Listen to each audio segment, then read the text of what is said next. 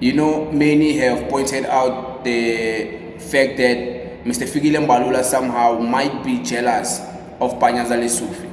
Mr. Fikile Mbalula might be jealous that more South Africans, even from different political parties, are in support of Mr. Panyaza LESUFI than him. They don't support him. They don't believe in him anymore because maybe he's always protecting the GNU. He's always like, he's always acting like the boss of the ANC. And many people don't really believe in him, let's be honest. Even though he's always talking too much, always speaking on behalf of the ANC, many people don't take him serious. So many are saying he's jealous of Panyaza LESUFI.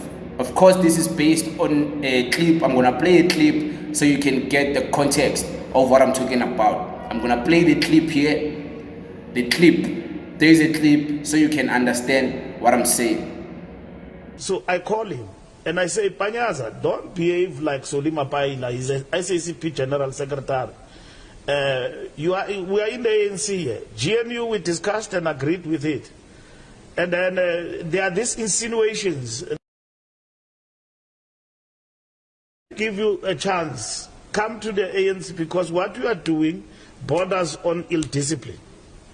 Breaking the constitution of the ANC and bringing it into disrepute. Explain yourself. I've given him that platform, called him to the officials. He explained himself for less than 5 minutes. And it's sorted now?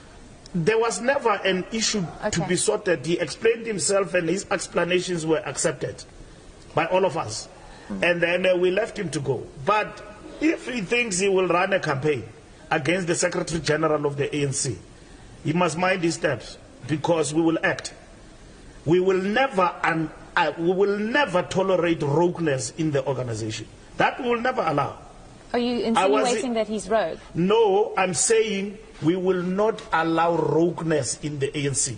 If he has decided to run a campaign against me as the Secretary General of the ANC, defacing the Secretary General of the organization, and doing it perpetually, despite the fact that we are engaging and we talked politically and settled matters, we will have to see how to get around that.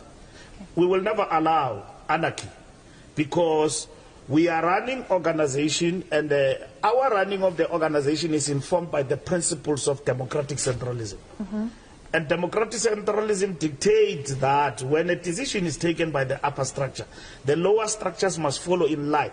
Worst of all, when you are an ex officio member. So, me and Panyaza at a personal level, we are okay. KDK. Panyaza and Gauteng, we are fine. There is no problem between. We are examining the state of organization to reinforce them, to build the organization, but we must not allow rogueness to creep in the ANC. In that way, it will kill the party and destroy our revolution. You just heard him, right? That's Mr. Fikile Mbalula, the Secretary General of the ANC, speaking about the disciplinary hearing of Panyaza. The one who released a statement saying Panyaza must come to account. And all of those things. Many people are saying he did all of this because he's jealous, he's intimidated, that Panyaza might want to take the Secretary General position. He's intimidated, he's scared that Panyaza maybe might be standing in the way of his future, allegedly. This is not confirmed. Apparently they say he aspires, Fikile Mbalula aspires to be the next president of the ANC. So he's threatened. Now that people are suggesting Panyaza must be the next president, they're saying he's threatened by Panyaza and how Panyaza has the support. Even from within the ANC, there's many people who are in support of Panyaza than they're in support of Mr. Who's this guy? Him, that one. There's more people who are in support of Panyaza than Fikile Mbalula. So with that being said, people are alleging that now, even on the clip I just played, you heard him is like, if Panyaza has any ambitions to succeed at the Secretary General position, then he's going to be dealt with. It's going to be dealt with decisively. So you can make your own conclusions with what you just heard from that clip. These are my own conclusions, the ones I'm making, and from what people have been saying.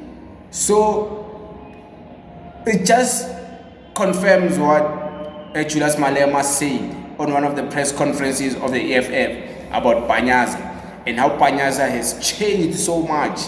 Like, even people who grew up with him, they can't recognize the person he has become now. Even for him to start even advocating for the GNU so much, while he's not even the one who came up with the concept of the GNU. He's always protecting it, always doing the DA bidding, always protecting the DA. And many people are worried about, is this guy bored? Do they have something on him? What is it that they have on him? Why is he scared of the DA so much? But I want you guys to listen to a clip of Julius Malema explain how explain how Fikile Mbalula has decimally changed and nobody can recognize the type of person he has become. Take a listen. I don't understand what Mbalula ate from who. Because the guy has changed. No one, the people who grew up with him, not a single person can identify the Mbalula who's speaking today.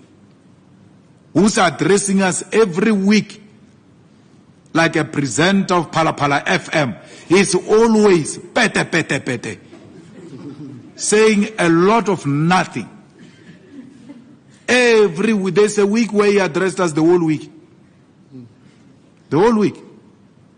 So, why is Mbalula defending GNU even more than the person who came with the GNU, Ramaphosa? I mean, Ramaphosa is very reasonable about it. Mbalula is not reasonable about it. You speak against it, you will get a letter.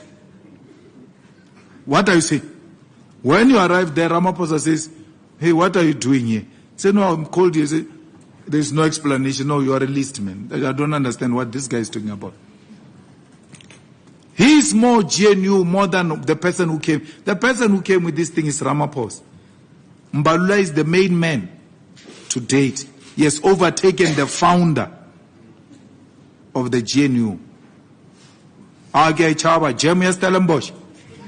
very scared of that gem. It has changed the man. The man has changed completely. A sellout of notes, always ready to destroy his own in defense of white supremacists.